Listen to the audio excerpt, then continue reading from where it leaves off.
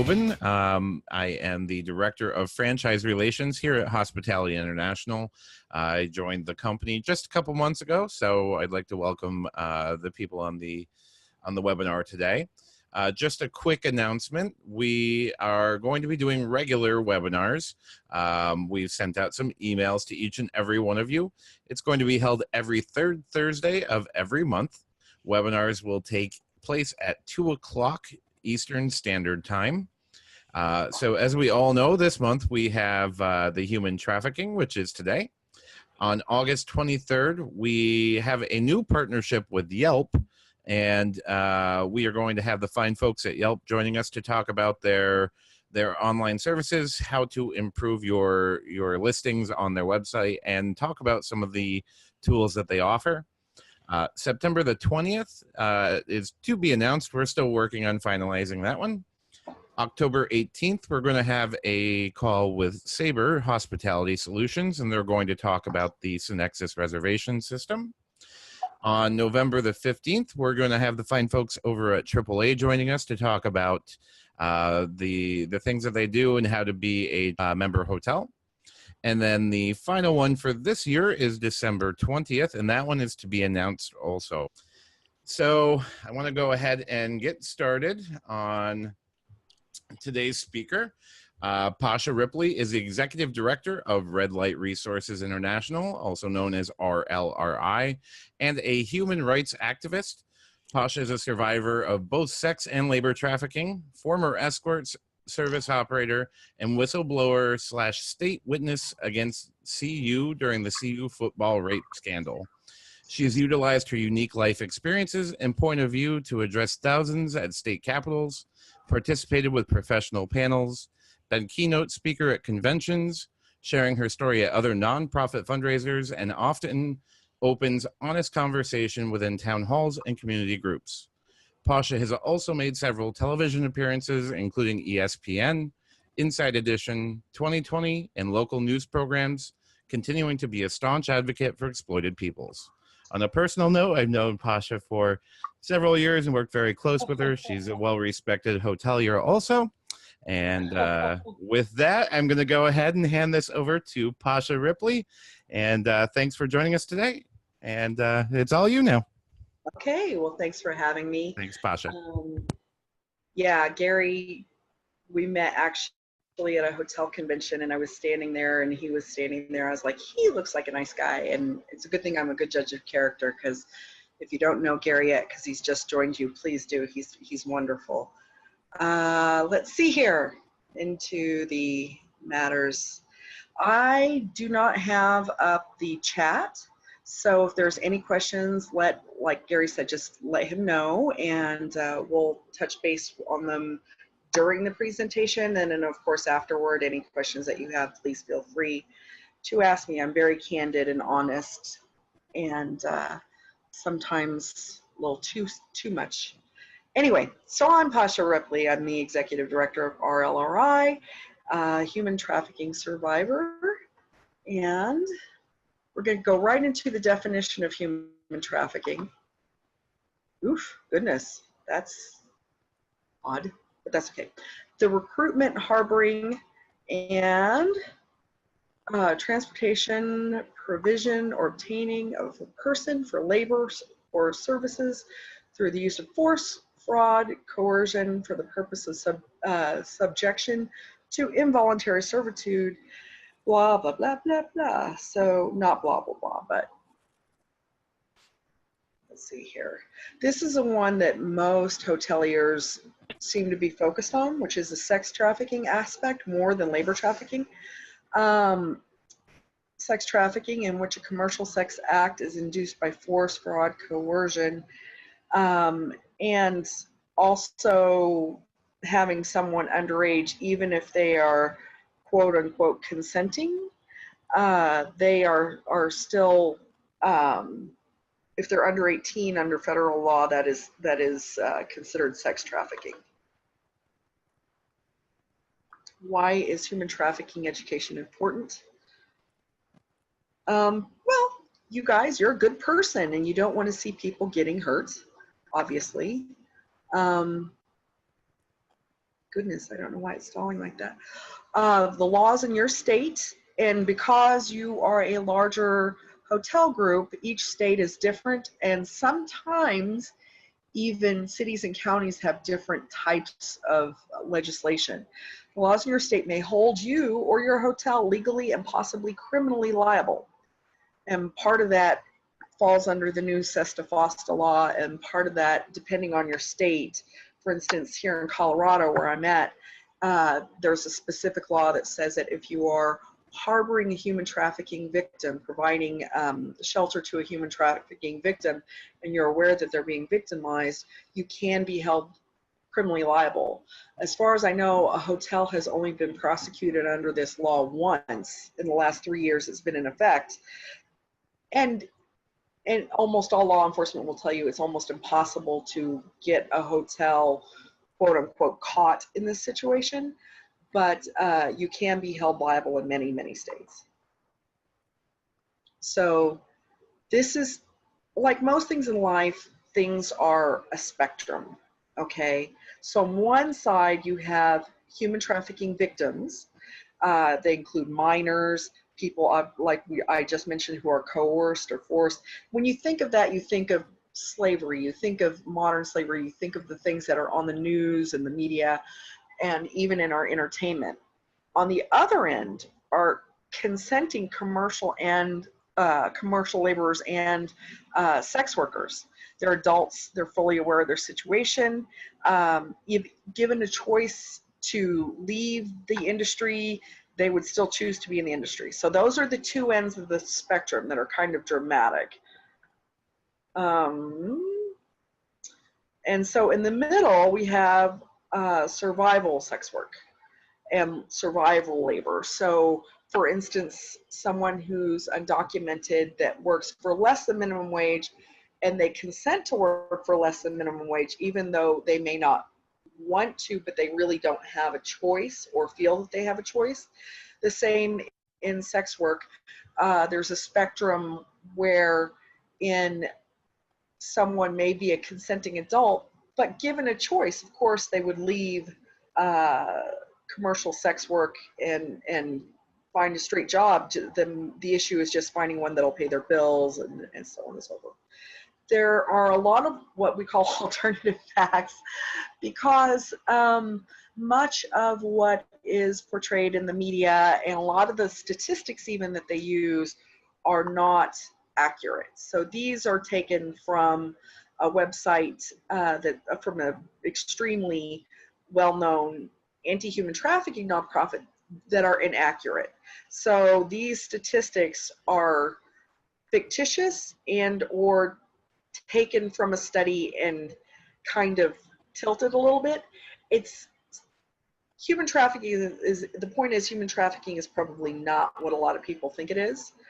I have people on both dear friends on both the right and left politically leaning that kind of categorize what trafficking victims are like. Either they feel sorry for them and they pity them. They think they're victims. They think they're weak, independent, indigent, poor, or they shame them. They think they're simple, immoral, lazy, threat to families. And these are two stereotypes that are most often perpetrated by the media and entertainment and the news. And because most human trafficking survivors, victims and survivors that I know are very strong people. And they're not these pathetic, pitiful things, you know, chained up in a dungeon somewhere. They're in our hotels or in our businesses, in our neighborhoods. Some more information on labor trafficking. So one of the things that hotels don't realize are the white vans that come in and check in, and they have a whole bunch of young people, teenagers, and they put them into rooms sometimes, you know, 15 in one room. And you can tell because they have sleeping bags, drug paraphernalia around. And these groups are actually mostly labor trafficking teens that have run away from home and out on the street, someone gave them a great opportunity to make all this money, $200 a day or whatever. And so the ones that come to your home in the neighborhood and knock on your door and say, hey, I'm selling magazines, I'm trying to raise money for a trip to Europe for my class or whatever, usually those are kids that are kind of indentured. Right away, usually they bus them to locations in Florida or Texas for training, and so right away they owe back for the bus ticket or however they've gotten where they're being transported for training. So they owe for that, they owe for hotels, they owe for this, they owe for that, and they actually have manuals that kind of teach handlers, they call them handlers, the quote unquote traffickers, a lot of people would call them, to keep them in groups and build kind of pseudo-familial bonds. So similar to the camaraderie that one would have in the military, or, you know, shoot, from summer camp, you know that you can build strong familial bonds, especially if you're a vulnerable young person leaving possibly an uncomfortable or difficult situation at home, and they build these groups, and if someone leaves this group, then the other participants are penalized. So you don't leave the group because you don't want to leave your family behind, these bonds that you've created. And hotels don't realize that these are labor trafficking victims. Another thing I see is housekeeping and some other staff. I have gone to do trainings in hotels and very quickly noted, you know, working, for instance, with just the front desk, what red flags to look for, so on and so forth.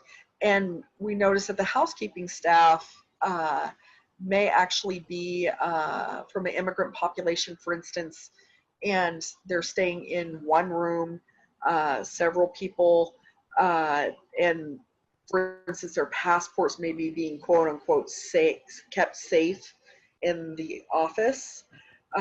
They oftentimes don't get paid, or they're dramatically underpaid. So when I go into hotels to do trainings about human trafficking, we actually notice that in the hotels there's actually human trafficking occurring, and they don't even realize it. As far as sex trafficking in hotels goes, there are, like I mentioned, the urban legends of, let's see if this comes up,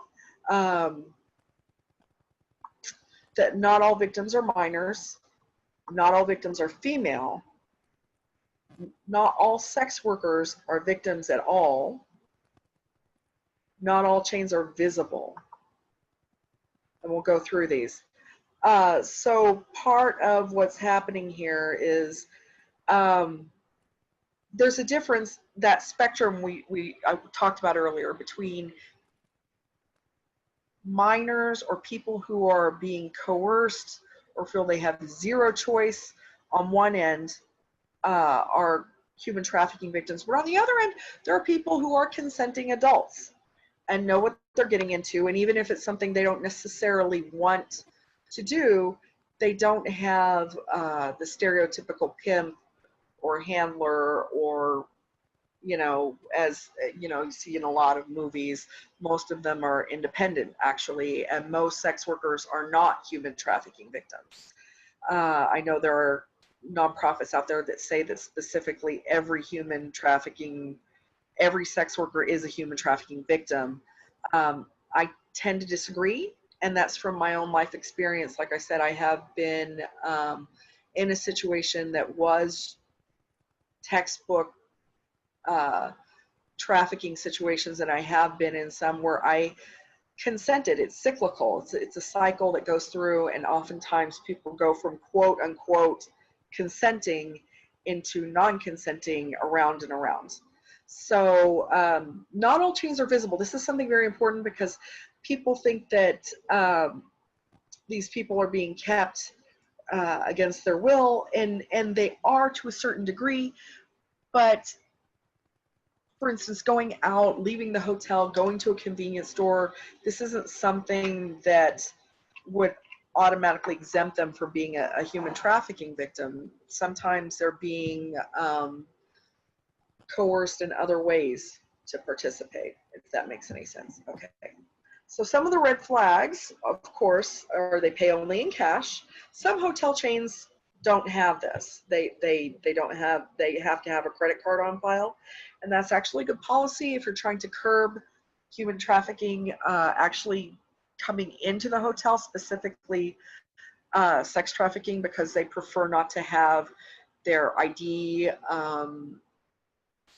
copied. If you take cash, maybe also think about having a copy of their ID on file, if that is allowed in your state. Oh, sometimes they don't have their ID on them. They have to go out to the car to their driver to get a copy of their driver's license, or whatever. Obviously, there's a high level of traffic in and out of the room. And the housekeepers, we do a lot of training with front desk staff, but we also need to be working with housekeepers because they're the ones that are in the rooms most often daily and see exactly what's going on. They can tell you pretty quickly if someone is doing sex work from a room by the things that are actually being kept in the room. So what now? You see that there's trafficking, you suspect there's something going on. Don't become aggressive or confrontational. I personally have been in situations where I have been in a front desk lobby and had the staff, well, I've been spat upon, I've been yelled at. This is not the way to work with someone because they may not be a voluntary, for instance, sex worker. They may be working under coercion and they may actually be a victim. So please don't confront them. And also many victims are very defensive. We have a lot of defense mechanisms that we build up in our heads.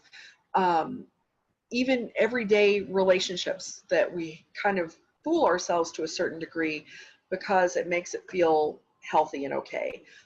My body, my choice, and it is our bodies, our choices, but that can be used by victims to kind of cope with being in that kind of situation.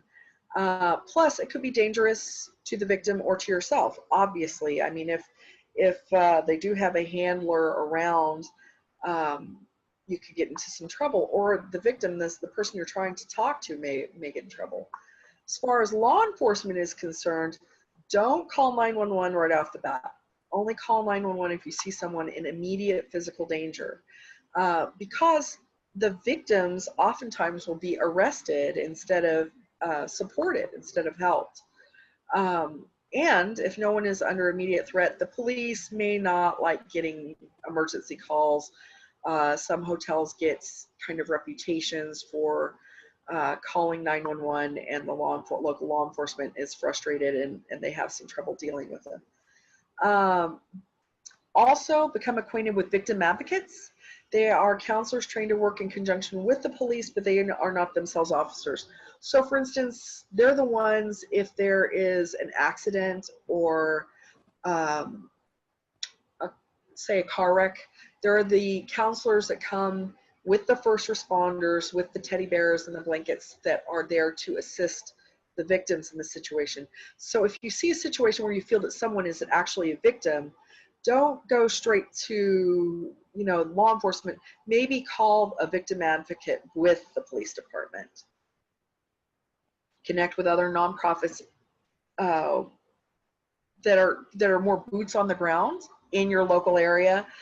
I urge you, if you do work with nonprofit support services, ask them if they are a harm reduction nonprofit. I don't think I noted that here, but many of the quote-unquote rescue groups for human trafficking actually kind of re-victimize these people. So ask when you make connections and get business cards so that you'll know who to call.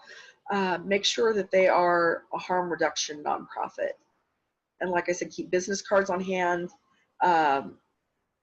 work together as a team with the other front desk people, keep lines of communication open. Some hotels have a communication log, a notebook that they keep, and each person is required during their shift just to write a sentence or two, briefly discussing, what happened on their shift.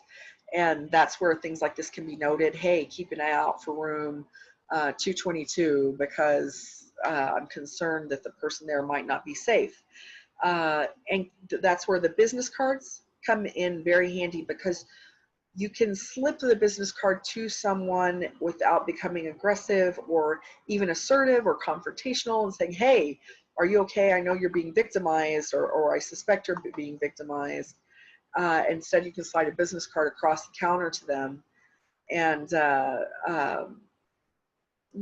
be very supportive and not aggressive. So remember that not every laborer or sex worker is a victim.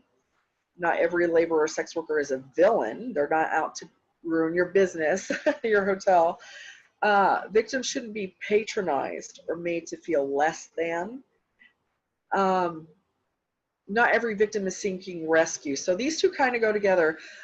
Victims should not be patronized or feel less than, and not every victim is seeking rescue. So if you do connect with nonprofits in your area, there's a hashtag that says rights, not rescue, because a lot of the time when they say they're going to save someone, that's kind of a red flag buzzword for actually the nonprofits that supposedly work with human trafficking victims and survivors.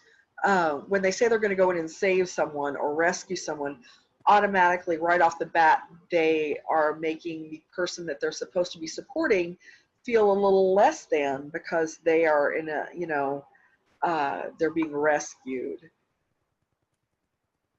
Learn the laws in your area regarding your liability. That one should be fairly easy to do through insurance companies. Usually if you contact your insurance provider, they will know the laws in your area. And if not, they really should, but usually they do. Connect and build relationships between your business and local law enforcement and other nonprofits. Like I said, that way you'll know who to call. If you see something going on, you're not sure what to do about it, instead of calling 911, you could call, somebody you met that your hotel reached out to, and you've built a partnership or relationship there. Everyone's story is unique, so please approach each situation with an open mind and with respect. That is going to do more for someone who's being victimized than anything else. Sometimes all you can do in a situation is take a business card for a local nonprofit that might be able to offer them some assistance, and with respect, slide it across and say, I understand that I may or may not have the right idea what's going on, but if you'd like, this is a number you can call. So that's pretty much all I have for the written presentation. But this is where I like to open up things for questions, because a lot of people have questions they don't normally feel comfortable asking. And because, like I said, I'm very candid and very, very, how do I put this?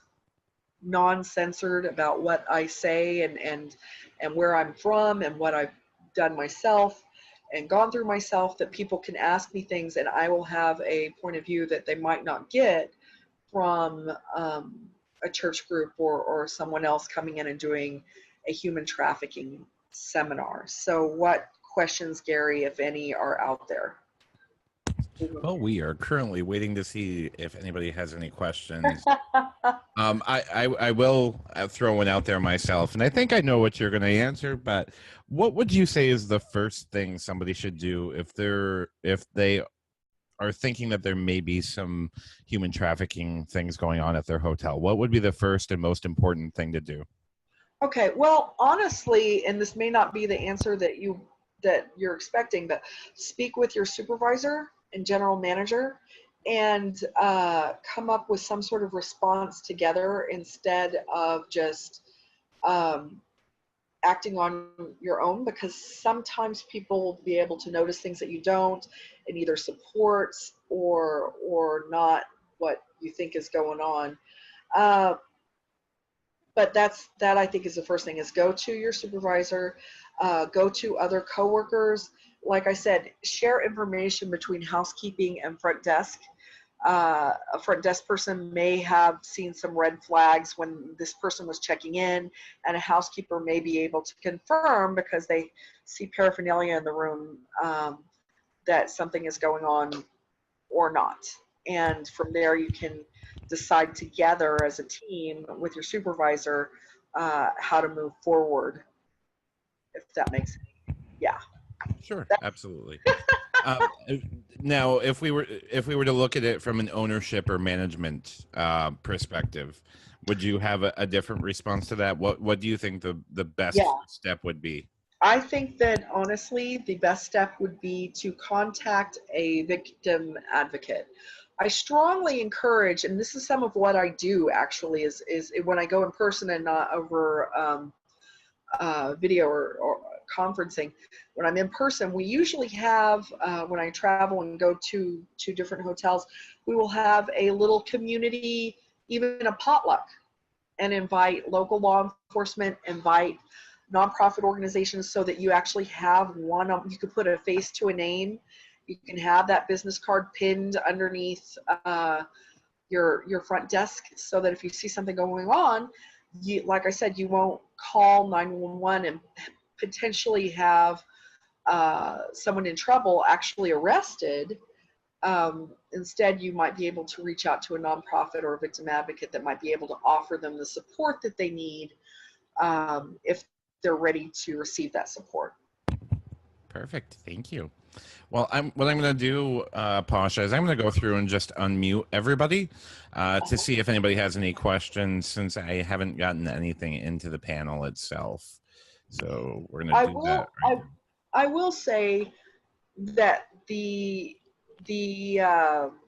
kind of what I've seen shift a whole lot in the last decade, that I have been out of sex work and out of that and into what happened. My personal story is, when I was trying to get out, I was working at a hotel, okay, as an independent, and I had a room way in the back, so it would be nice and discreet, but it had really poor internet connection. Um, and so I would go up to the front desk, to the lobby, to post my ads online, do my thing, and then go back to the room. Well, the general manager, because I had been on the news and had been through the ordeal of testifying against CU during the rape scandal, recognized who I was. He actually had seen me on Montel. It was kind of funny. But and so he knew who I was, and he saw me putting up my ads, and he was chatting with me and being very non-judgmental. And eventually he asked me, he could tell I was upset that morning posting my ad, not wanting to be there. And he asked me why I was doing what I was doing. And I said, because no one will give me a job, because I had some media scrutiny. A lot of people locally knew who I was, or if you were just to Google my name, there would be lots of stuff that would come up. And so I couldn't find a job that was actually going to meet my financial needs, pay my rent. And he said, well, we have a night auditor position available at the front desk. If you would like to do that, it pays a little more than day shift. And I did the math, and it actually was a huge pay cut from what I was making, but it was worth it to me to not be in danger anymore and have the emotional ordeal I was going through in working in the commercial sex industry. And so I took that job, and I got promoted, and I got promoted, and I got promoted. But I was noticing, working front desk, the people that were coming in and out, I knew them from the old life, and I recognized them, and I saw them sometimes coming in with physical injuries from their handlers, their pimps, or whatever you want to call them. And I was very frustrated. I really wanted to do something to help them in the travel and tourism industry, because that's where You guys are the front lines. You're the guys who know, if you work front desk for 2 weeks, you know what's going on. I can tell you all about red flags and what to look for, but most people are not fools and they know exactly what's going on. And I would go to conventions like the one I met Gary at, and I would hear, and from my own personal experience, I knew this was happening. General managers, they would either raise the rack rate because they knew that they could get more money out of people and then not have to check their IDs, but they knew what was going on. Or unfortunately, there were many situations where a general manager would have a tryst in his office in exchange for a free room, or sometimes just not turning them over to the authorities. And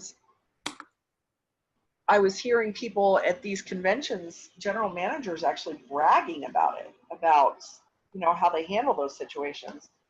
And that's when I decided that, well, something needs to be done about this. Like I said, they're on the front lines at hotels, and that's why we started this nonprofit organization to kind of do trainings and work with people and teach them what to do and how to handle it. And I've noticed a shift in how people are perceived to be victims. Before they were, like I said, they were considered the criminals and the bad guys, and people never really even thought about the fact that they may be victims. And so now that it's in our entertainment, I mean, goodness, almost every criminal TV show out there has human trafficking episodes. I had the opportunity to sit and speak at length with, there's an actor named Mark Shepard, and he's been on every sci-fi show ever made, Firefly and Battle, but that's neither here nor there. He played a trafficker on CSI, and we had a very interesting conversation about that. So now that it's in our media, now it's in our pop culture, the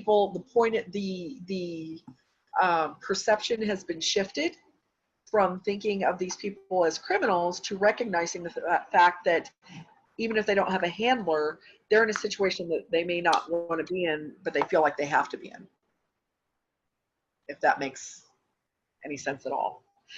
So if you hear people bragging about it, maybe chat with them, one-on-one, and say, hey, that's not cool. Stand up for people who may not have the same choices and options that others do. Also recognize that labor trafficking is, to be frank, a statistically much larger issue than sex trafficking, but especially in hotels, people don't think of that. They think of sex trafficking right off the bat because it's more visible, because it's more, honestly, a little edgy and titillating. And so that's what people look for. And they don't realize, for instance, those magazine kids, for instance, are also being victimized. And yeah, what else can I share with you, Gary? I think you've done a great job. It doesn't look like I've gotten to any questions, and I have attendees out there. So why don't we just give them a minute or two to type out those last questions? I tried unmuting some people, but I don't even know that they are connected to a computer. They might just be calling in or something. But, yeah, sometimes you have to actually connect your microphone. You have to click on the button. So we'll give them just a second. This is your opportunity to ask Pasha your burning questions that you might have. I won't even tell her who it is. So if you want to ask a question and have it be anonymous, that's fine too.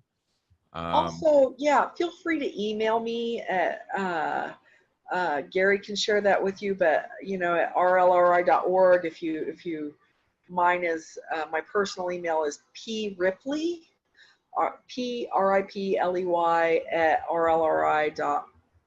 And if you send me questions, I will definitely be able to respond to those in a more discreet manner. Perfect. Hi, this is James from Gibbstown. Actually, New Jersey has a law where you have to have every employee sign saying they have like a 10-15 minute video, you have to show it to them. And you have to have every employee sign saying they did see that video. It's a state law. I couldn't understand that very well, Gary. Did you catch a lot of it? I caught part of it also. All I heard is that there was a sign and that they had to sign something because it was a state law. No, yeah. In New Jersey, it's a state law. Every employee has to see state mandated video. Yeah, they're actually trafficking, and you have to keep that record. Like every employee understood that. Yeah. I actually, that's actually in different states, they have different laws around that requiring people to have some sort of training. And we actually offer a certificate for listening to this one. And you're right. And not just hotel employees, but people in other different travel and tourism businesses. I know in Colorado last year, we got a law passed that truckers now have to go through a training. So if you get a commercial driver's license for trucking, they're also trying to pass one for hairdressers, which seemed odd to me, but then I was thinking about it, you tell your hairdresser things that so, but yeah, in different states, hoteliers and hotel employees are required. So make sure and ask your insurance agent what requirements there are. But I think it's a good thing to require this. The only catch I have is that in some states and in some cities, even in counties, they have different legislation about this. But the providers and the types of education that you get and the materials that you get sometimes is not wholly accurate. Or that's why I showed the one slide with some inaccurate statistics. So please feel free to, if you just Google human trafficking statistics, false statistics, however you want to put it, there will be tons of stuff that come up about what's accurate and what's not. I always tell people that in whole truth, younger victims of sex trafficking, minors, if they're young, they're usually turned out by a family member or a close family friend to work, or they're a runaway, for instance. Yet, so that makes up less than 3% of sex work and sex trafficking out there, but 80% of the nonprofits are specifically for those people, and there's nothing wrong with that. I think that's wonderful. I think it's great that we're trying to protect our children, but what I'm saying is when you get trained by the state, depending on which nonprofit or which organization they go with to provide you with the training information, you can get dramatically different information. You can get, all kinds of crazy stuff out there, and it's always a good idea. For instance, the Washington Post has a whole series going back, a decade or more about accurate human trafficking statistics. So if you Google human trafficking Pinocchio's, Washington Post, it'll give you more accurate information than oftentimes what is provided by anti-trafficking organizations, for the most part. Also look for peer-run organizations to connect with. That wasn't in any slide, but that's definitely something that's important. Like I said, at least make sure that they're a harm reduction nonprofit, but peer-led nonprofits are usually the best organizations for long-term assistance and support and ways out of this cycle. You know, sometimes firsthand experience is incredibly valuable when working with victims, to be able to say, I can empathize because I've been there. So watch where you're getting your information from. We have tons of handouts if you need flyers or anything like that that I can send you that have myths and fact sheets. But I don't want to minimize human trafficking is a real thing. There are a lot of survivor groups out there and groups that say that human trafficking is really not even a thing, that it doesn't even actually exist, which I disagree with, because I've been there. I've been on both sides of the street, so to speak, and can verify that human trafficking is a real thing. It is. Hotels are the first people to be able to recognize and possibly offer assistance to human trafficking victims, because as one of the very first slides in the presentation was, you guys are good people and you want to help other people. You don't want to see other people in situations that make them unhappy and possibly could be very dangerous for them to be in, especially, for instance, if it is a minor. And so the way to do that is not to contact a rescue group. Maybe it's to contact a peer-led sex worker program like SWAP, the Sex Worker Outreach Project. So. Great. Did we have any other questions out there? I see somebody else unmuted. I heard somebody talking. You might need to get a little bit closer to your microphone.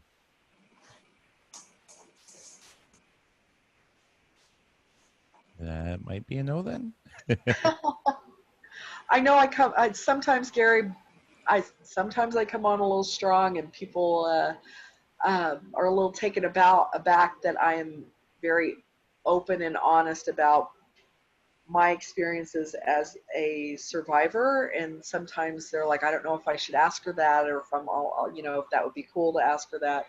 It's all good. If you're not comfortable asking now, feel free to email me and I will answer any questions that you may have. Gotcha.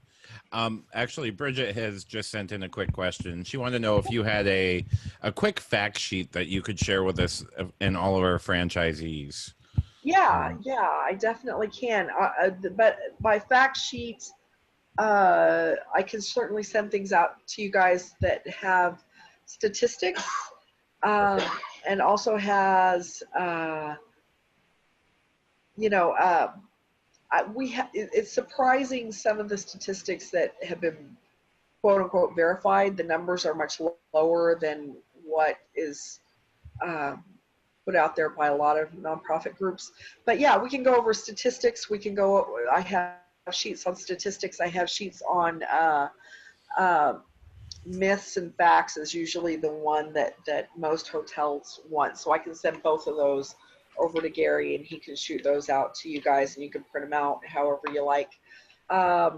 There are also stickers and stuff we can send out that sometimes people like, the little decals that they can put in their window that indicate that they are aware of what human trafficking is. And we actually have some cute little logos and cute little, well, not cute, but little sayings that people put in their window. We have 3 of them that let people know when they're coming in that if they're suspected of being a trafficker, this isn't the right hotel for them. Because they might be, who knows? If you're legally required to call the police, then that's what you may have to do, and it lets them know that this is not the right hotel for them. Great. Some nonprofits even have door hangers, but I We don't have those because, you know, like the little simple do not disturb Mhm. signs. It also indicates on there that, you know, we don't have those, but I think those are a good idea in some cases, and in some cases not. So, because sometimes you don't want to put out there that you're going to report. Sometimes you want to instead be able to discreetly tell a victim that, you know, you're not reporting, but you can refer them to a support network by which they can become safe, if that makes. No, I was actually going to ask that if you thought that that was maybe a detriment, putting it that you are trained in this. Yeah, yeah, Because then you know you're now trained, but you're sending everybody away to a place that may not be. be trained, exactly. And that's, and I think that what you have to do is come from a place of compassion for these victims instead of a place of judgment. And once you kind of get your head and your heart in that space, it's a lot of decisions become a lot less difficult to make, as far as, you know, turning people in. But like I said, the state may, depending on your state, you may be required to turn them in, a lot like, um, which on a personal level, I think that hotels and hoteliers and front desk people and GMs and stuff should be able to make that choice for themselves. But in some states, they require it. So, um, I know there was actually something that you shared with me the other day during a conversation that I think is worth bringing up here, and you kind of touched on it already, but I know you had told me that, you know, in some states it may not even be state by state, but it could be community by community on how different law enforcement handles these incidents. exactly. Some look at it as being a criminal activity, where others look at it as being a victim. So I thought maybe you could Yeah. elaborate Yeah. on that just quickly. Right. Well, for instance, here, even in Boulder, which is one of the most liberal, where I'm at right now, is one of the most liberal towns in the country. I mean, I think few people would disagree with that. Um, but even in Boulder, if you were to call 911 or call dispatch directly and an officer were to come out, it really depends on the officer on how the situation is going to be treated. So overall, there may be a leaning, left leaning or right leaning type of police force, but it's ultimately up to the officer. So if that officer um, has a different point of view than, you know, his partner, one may say this person is a victim, oh my gosh, we need to help them, and the other may say, oh my gosh, this person is a criminal, we need to put them in jail.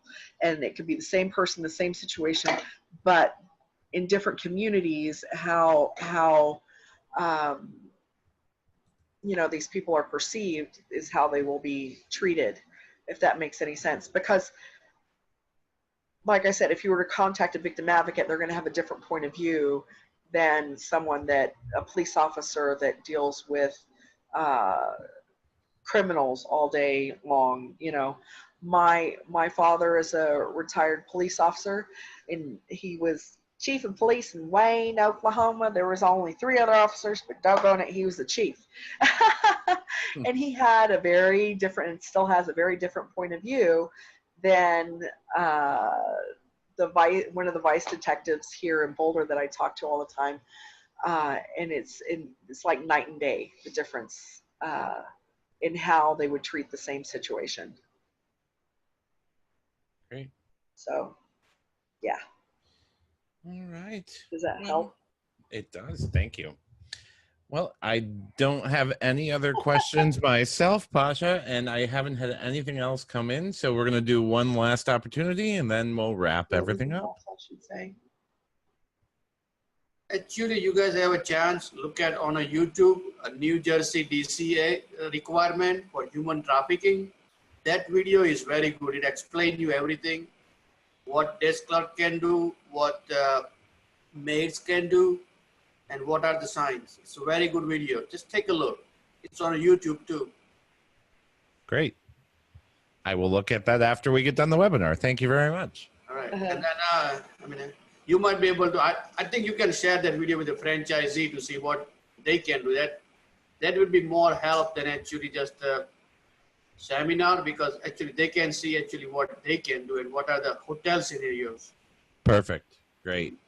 Thank you for sharing that. And we're going to be posting this online, and we're in the process of creating an education portal where there will be tons of different videos. So we will take a look and try and find that video, and we appreciate the information. I mean, if you want, I can fax you a website. They have a link on it. Sure, absolutely. That'd be great. Every New Jersey employers. Sure. Just be aware that some of, like I said, some of the nonprofits use scare tactics. And I hate to use the word scare tactics, but it really is scare tactics. No, this is the official state of New Jersey Department of Labor video, not some private. Okay, cool. Okay, I thought maybe no. This is official New Jersey Department. DC, right. like Department of Community Affairs for housing. They inspect hotels and multiple dwelling. So this is official video from New Jersey State, not from That's third party. great. Yeah, that's great. That's wonderful. For some reason, I was thinking I'm not going to say who it is, but there's another nonprofit that does a lot of training, and unfortunately, they sometimes aren't always great. So, but this is the same line what you that's explained. great. That's wonderful. This is the same line what you explained. Like if you have a housekeeper, do not call 911. Right. Everything what you said, it's on it. That's great. Yeah. Yeah. I mean, exactly pretty much same thing what you just said. They explain you same way. Yeah, that's wonderful. That's great. Mm-hmm. Great. We'll take a look at that, and if we're allowed to put it on our website, we will. It's on a YouTube, so it might be allowed to, because that's like general stuff. It's not particular. Sure. Perfect. We'll take a look. Right. And I just wanted to ask, for the people who are participating in the webinar, if you don't mind going into the chat box, just letting me know what hotel you're from and the city and state. We'll go ahead and send you guys a certificate from RLRI that you can put up showing that you participated in the training. So, right. You know, that's something I think I'd like to probably try and do moving forward. And Pasha and I are going to work on a way to make that happen for anybody that wants to do that. Yeah, normally most of the way, and this is new for red carpet in them, but normally what they do when you join a webinar, you have to identify yourself with the property where you're joining from. So that way they have a record of it. Absolutely. Mm-hmm. Perfect. All right. Well, it looks like we are creeping up on the end of our hour. Pasha, did you have any closing remarks that you wanted to share? Just please feel free to email me if you have a question that wasn't answered here. If you are watching this video at a later time, it's pripley@rlri.org. And also Gary knows how to get a hold of me. He knows where I live. Perfect. Well, thank you very much, everybody. I appreciate you taking the time to attend our webinar today. Just a reminder that we will be having our next webinar next month, third Thursday at 2 o'clock, and that will be with Yelp. So please keep your eyes posted. We'll send an invite for attending that closer to that date. And once again, thank you again, Pasha. We really appreciate you taking the time to speak with us today. Thank you.